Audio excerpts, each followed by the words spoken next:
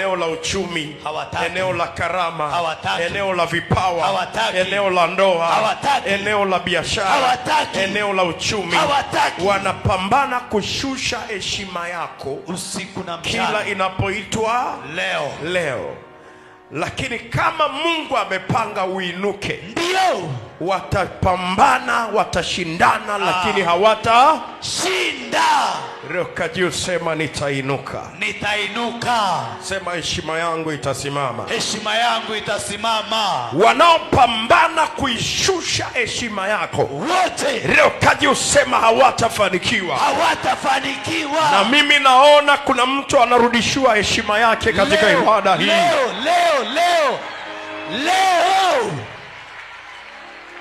Kwa nini? Kwa sababu atupaye heshima ndio ni Mungu, anatuazima heshima yake. Yesu. Haleluya. Amina. Haleluya. Amina sana. Mungu ndiye anayetuazima heshima yake hata pasipokuwa ndio na thamani kabisa.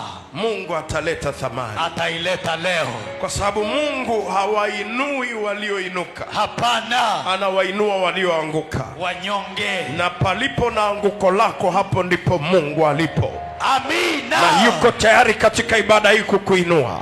Amina. Inua mikono yako, sema Bwana Yesu, popote nilipoangukia, sema leo natamani uniinue. Hata kama umeanguka mara 7, nitainuka, utainuka tena.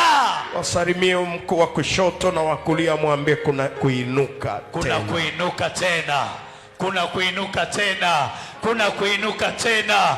Tangaza, sema kuna kuinuka tena.